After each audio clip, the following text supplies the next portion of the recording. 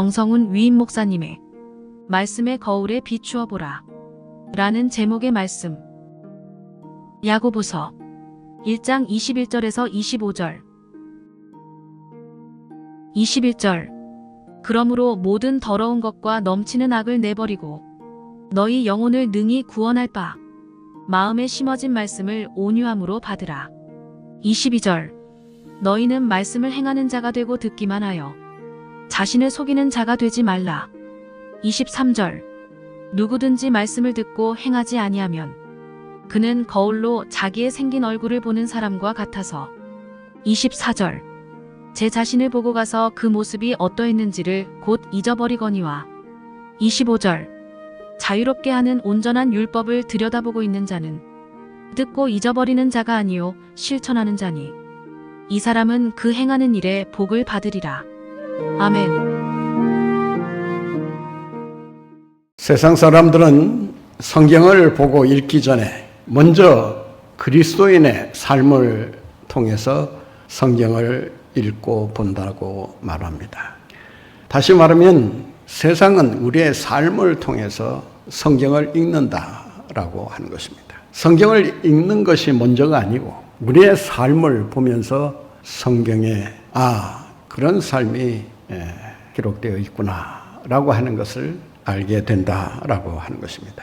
성경의 말씀을 우리가 어떻게 살아들이느냐를 보면서 세상 사람들은 우리가 뭘 믿고 있구나, 그리고 저들의 신앙의 수준은 어느 정도이구나라는 것을 가늠하게 된다라고 하는 것입니다. 성도의 삶은 해석된 말씀이라는 유명한 말이 있습니다. 우리의 삶은 알고 보면 우리가 말씀을 이해하고 해석한 그대로의 말씀을 우리의 삶에 적용하며 살아가고 있다라고 하는 것입니다. 그 사람의 삶이 어떠하냐라고 하는 것을 보면 그 사람의 신앙이 어떠하다는 것을 알 수가 있고, 또 그 사람의 신앙을 보면 그 사람이 하나님의 말씀을 어떻게 이해하고 살고 있구나라고 하는 것을 알 수가 있다라고 하는 것입니다. 따라서 사람들은 우리를 보면서 성경을 해석하고 있는 것입니다. 뿐만 아니라 우리 자신들도 우리의 삶을 통해서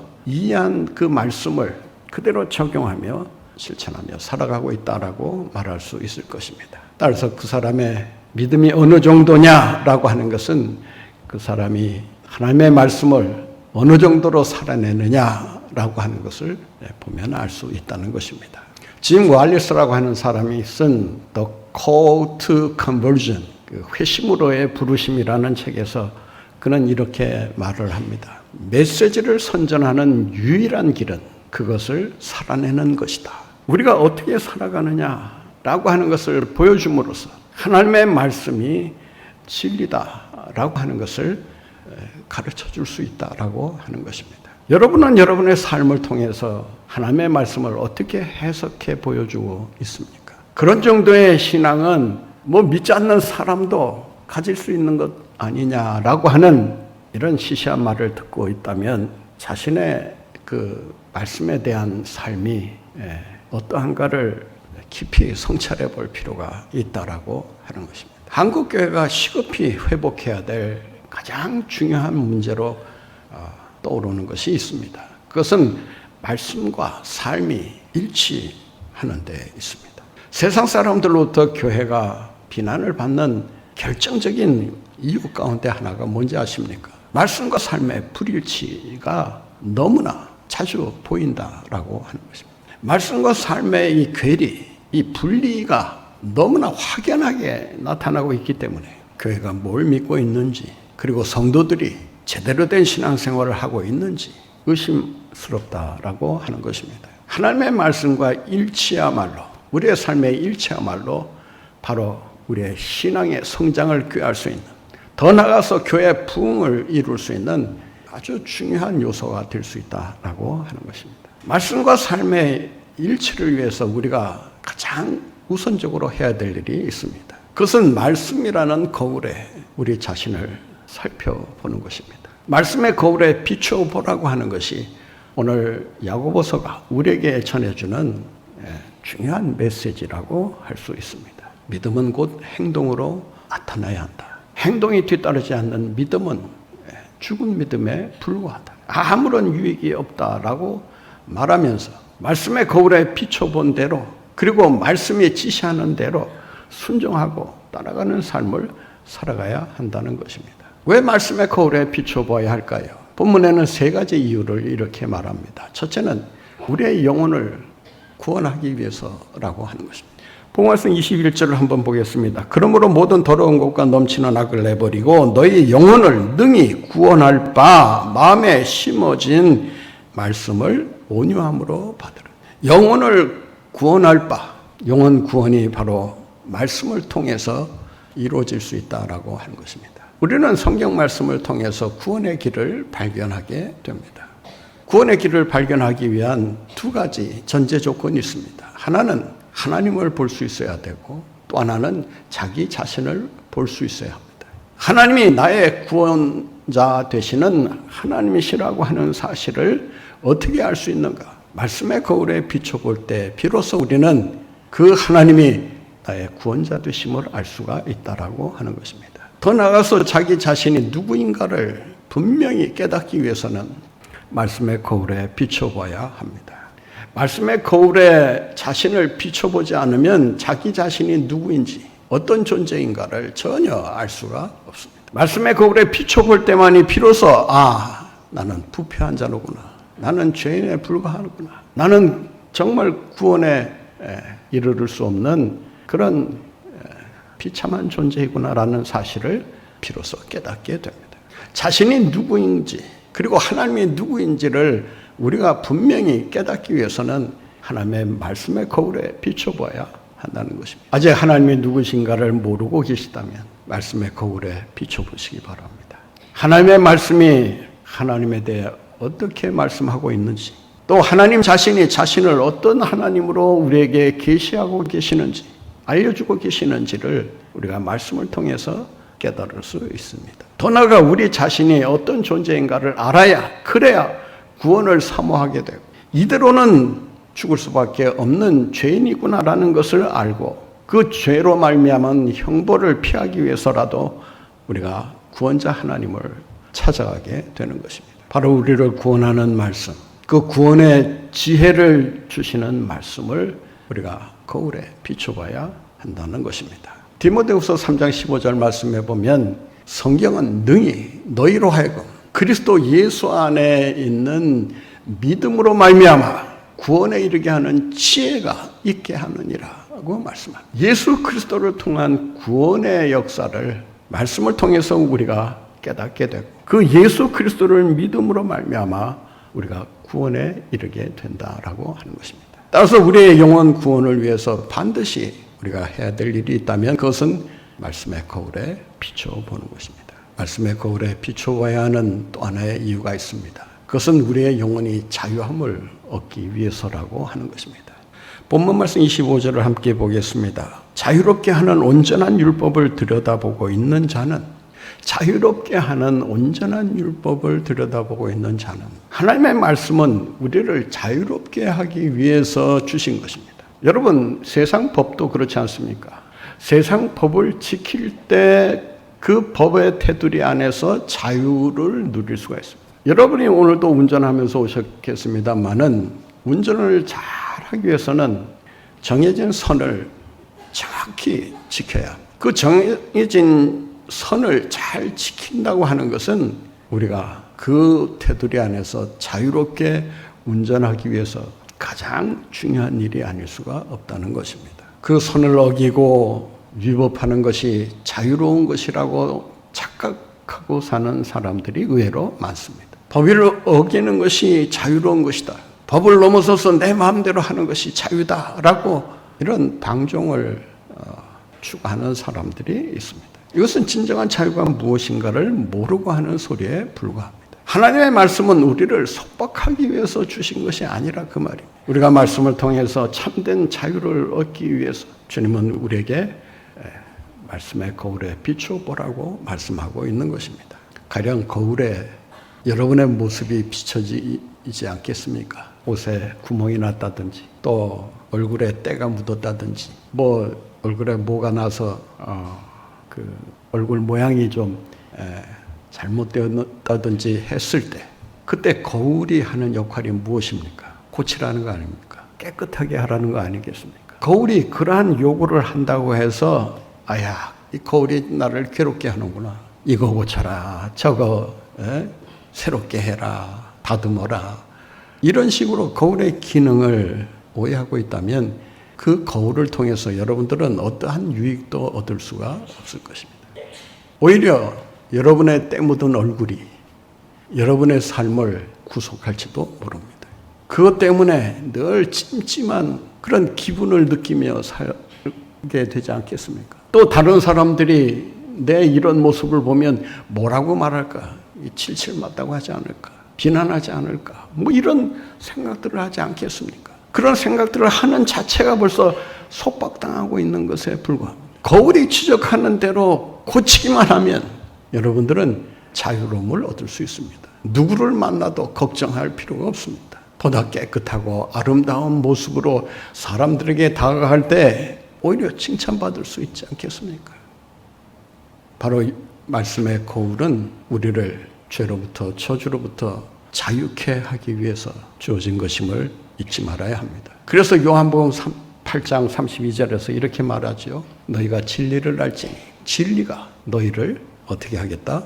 자유롭게 하리라. 진리 안에서 말씀의 거울을 보고 여러분의 잘못된 것을 고치고 새롭게 함으로 참된 자유를 맛보며 살아가시는 여러분들 모두가 되시기를 바랍니다. 하나님의 말씀에 거울에 비춰봐야 하는 또 하나의 이유가 있습니다. 오늘 본 말씀 25절을 다시 보겠습니다. 자유롭게 하는 온전한 율법을 들여다보고 있는 자는 듣고 잊어버리는 자가 아니요 실천하는 자니 이 사람은 그 행하는 일에 뭐를 받으리라? 복을 받으리라. 믿습니까? 여러분 한번 따라해 보실까요? 그 행하는 일에 복을 받으리라. 말씀대로 살면 반드시 하나님께서 축복하시는 줄로 믿습니다. 이거는 제 얘기가 아니라 성경에 이미 약속된 말씀입니다. 여호수아 1장 8절 말씀에 보면 하나님의 말씀을 주야로 묵상하는 자는 그 길이 평탄케 될 것이요 그 일이 형통케 될 것이다. 시편 1편 3절 말씀에 이런 말씀이 기록되어 있습니다. 하나님의 말씀을 주야로 묵상하는 자는 시냇가에 심은 나무가 철 따라 열매를 맺고 그 잎사귀가 마르지 아니함 같으니 그가 하는 모든 일에 형통하리라. 여러분 하나님의 말씀대로 살면 반드시 형통한 축복을 받게 되는 줄로 믿습니다. 우리가 말씀의 거울에 비추어 보면서 말씀대로 말씀에 시키는 대로 순종하지 않고 제멋대로 살기 때문에 결국 우리의 인생이 불행해질 수밖에 없는 것입니다. 하나님의 약속이 있는데 왜 엉뚱한 데 가서 복을 찾고 성공을 기대하고 살아가십니까? 내 길이 평탄케 될 것이고 가는 길에 막힘이 없게 하겠다 그 말입니다. 장애물이 없도록 주님께서 그 길을 잘 정비해 주시겠다라고 하는 것입니다. 여러분의 가는 인생길 평탄하시기 원하십니까? 형통하시기 원하십니까? 하나님의 말씀대로 사시는 여러분들이 되시기를 바랍니다. 세계적인 그 건축 설계 회사로 유명한 팀하스라는 회사가 있습니다. 이 회사의 대표로 있는 하용록 장로님이 쓴 책이 하나 있는데요. 그 책의 부제는 이렇습니다. 성경대로 비즈니스하기. 그 원제는 P31입니다. 거기서 말하는 P는 잠언서를 가리킵니다. 프로버블스를 말하고 31은 31장을 말합니다. 이분이 심장 이식 수술을 받는 그런 대수술을 받으면서 생사를 넘나드는 그 위기를 여러 차례 겪었다고 합니다. 그 절체절명의 위기 상황 속에서 그가 붙든 것이 바로 하나님의 말씀이었다고 합니다. 그 말씀 속에서 하나님을 만나게 되고 그 말씀을 통해서 비즈니스하는 비결을 터득하게 됩니다. 잠언 31장을 그대로 한번 내 경영에 적용해 봐야 되겠다. 성경의 비결로 우리에게 주신 말씀이니까 하나님께서 이 말씀대로 하면 반드시 성공하게 해주실 줄 믿고 그리고 그 말씀대로 하나하나 경영에 적용하면서 사업을 했다고 합니다. 오늘날 미국의 젊은이들이 제일 가고 싶어하는 회사 중에 하나가 되었다고 합니다. 오바마 행정부 시절에 건축자문위원으로 활동할 만큼 미국에서 위대한 인물로 그 건축의 그런 대가로 그렇게 인정을 받았다고 합니다. 우리나라 KBS에서 글로벌 그 성공시대라는 그 프로그램에 이분이 출연해서 그 성경적인 경영 비법을 그대로 밝히면서 비즈니스를 통해서 하나님의 이름을 높일 수 있구나라고 하는 것을 직접 보여준 그런 인물이기도 합니다. 사랑하는 성도 여러분, 말씀대로 했더니 오늘날 내가 이처럼 세계 굴지의 회사를 이룰 수 있게 되었다라고 고백하고 있습니다. 여러분, 사람의 경험을 통해서, 재능을 통해서, 지식을 통해서 여러분 성공적인 삶을 살아보려고 애쓰고 계십니까? 그래서 실패하고 있지는 않습니까? 여러분, 이제부터라도 삶의 방향을 한번 180도 돌려보시기 바랍니다. 내 경험, 내 지식, 내 재능이 아니라 말씀대로 경영해 나갈 때 하나님께서 반드시 형통의 복을 주실 줄로 믿습니다. 여러분 한번 해보세요. 설마 그럴 리가?